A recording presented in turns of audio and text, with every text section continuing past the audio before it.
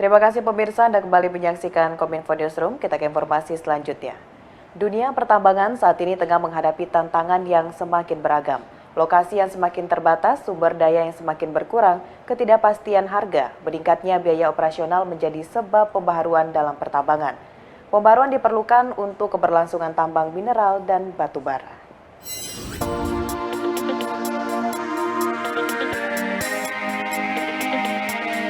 Staf khusus Menteri SDM bidang percepatan tata kelola mineral dan batu bara Irwandi Arif dalam acara penghargaan prestasi penerapan kaidah teknik pertambangan yang baik tahun 2022 mengatakan, industri pertambangan dan batu bara secara nasional memiliki tantangan yang makin beragam. Saat ini, keberadaan sumber daya dan cadangan yang ada semakin berkurang serta lokasi yang semakin terbatas sehingga menuntut industri tambang terus melakukan eksplorasi. Selain itu, ketidakstabilan harga komoditas dan meningkatnya biaya operasi juga menuntut kegiatan pertambangan harus lebih ketat dalam pengelolaan dan pemantauan operasionalnya.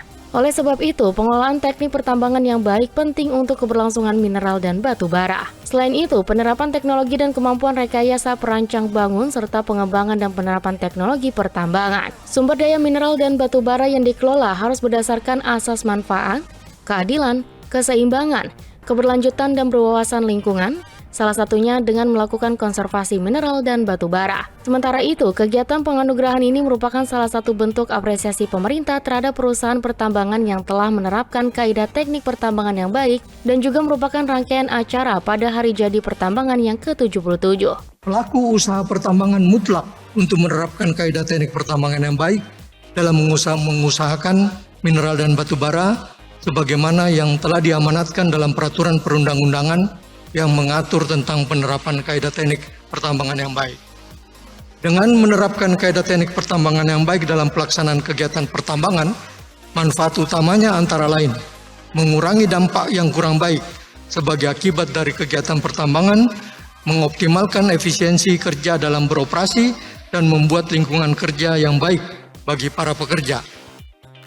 Kaidah teknik pertambangan yang baik dan pembangunan berkelanjutan merupakan dua hal yang saling berkaitan erat. Pembangunan berkelanjutan adalah tujuan akhir dari pertambangan, sehingga untuk mencapai tujuan tersebut diperlukan penerapan kaidah teknik pertambangan yang baik.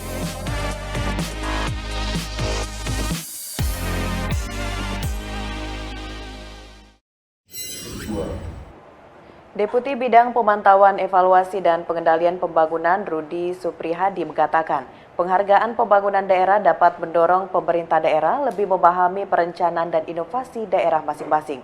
Hal ini diungkapkan Rudi dalam acara penyerahan Piala PPD dan penghargaan khusus pembangunan daerah tahun 2022.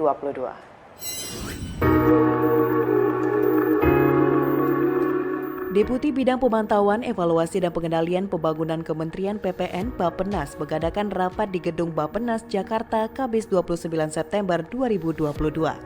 Acara penyerahan Piala Penghargaan Pembangunan Daerah dan penghargaan khusus untuk Social Knowledge Sharing Pembangunan Daerah tahun 2022 diharapkan dapat memicu pembangunan daerah yang lebih terukur, akuntabel, inovatif, dan berkelanjutan. Rudi Supriyadi mendorong semangat kepada Pemda dalam meningkatkan kualitas rencana pembangunan sekaligus dapat merealisasikan dengan baik. Di sisi lain, pemerintah pusat bisa mendapatkan data dan informasi detail mengenai kualitas perencanaan pembangunan di tingkat provinsi, kabupaten, dan kota.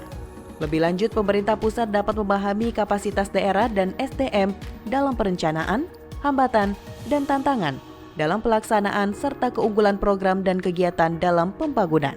Inovasi, daerah-daerah terbaik bekerja keras mengupayakan perbaikan dalam penurunan kemiskinan, revitalisasi pariwisata, transformasi daerah tambang menuju pertanian, mengubah daerah kumuh menjadi komunitas sehat dan produktif, fasilitas kesehatan di daerah terpencil, melalui pemahaman penyelesaian masalah dalam praktik-praktik cerdas, suatu daerah bisa merefleksikan apa yang terjadi di daerahnya.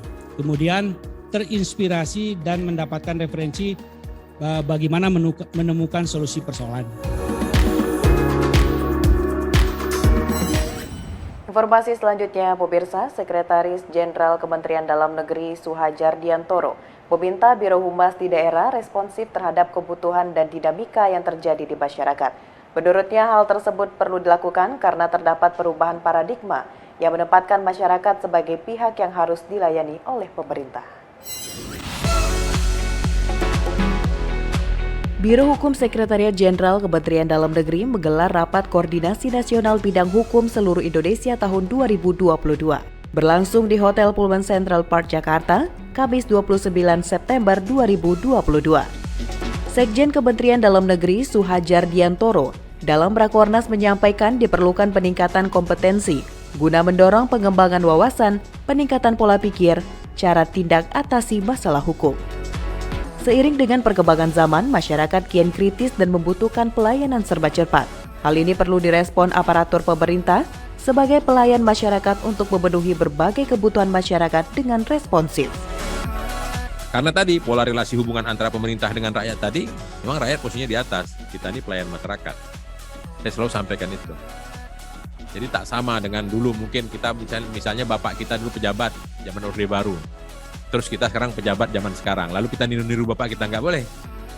Karena waktu bapak kita jadi pejabat dulu, hubungan pemerintah dengan rakyat itu tak sama dengan hari ini.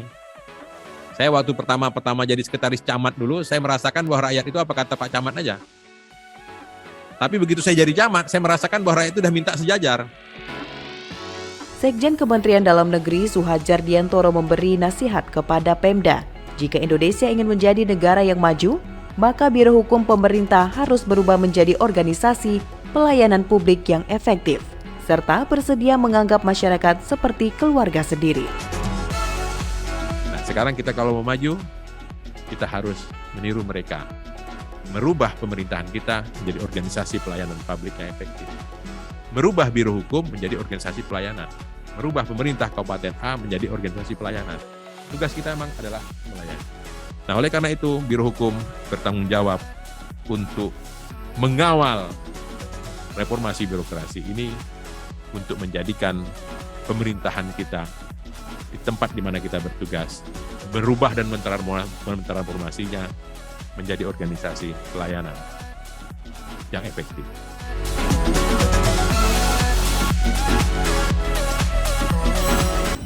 Forum Business 20 dalam Presidensi G20 Indonesia 2022 menjadi ajang penting kolaborasi antara pemerintah dan pihak swasta dalam pemulihan ekonomi pasca pandemi.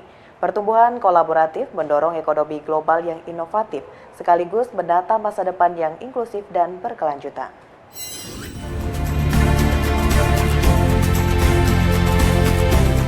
Forum Dialog antara Komunitas Bisnis Global atau Business 20 dalam Presidensi G20 Indonesia 2022 hasilkan warisan program yang diyakini akan mendorong negara-negara anggota G20 untuk terus berkolaborasi secara berkelanjutan.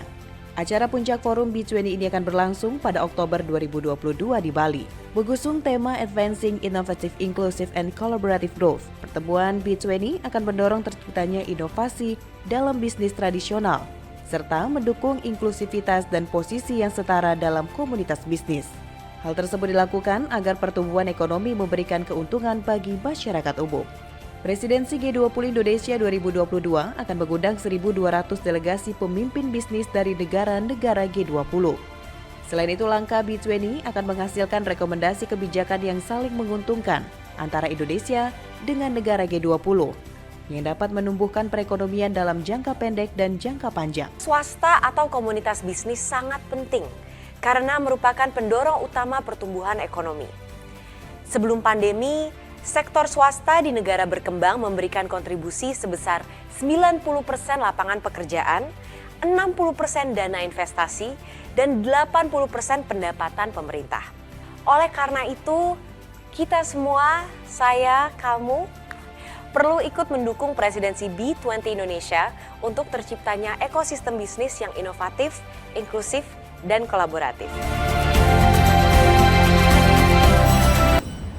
Pemirsa, setelah jeda pariwara kami akan kembali mengenai informasi kiat menghadapi stunting di Provinsi Sulawesi Tengah bersama rekan saya Bilqis Sabila. Tetaplah bersama Kominfo Newsroom.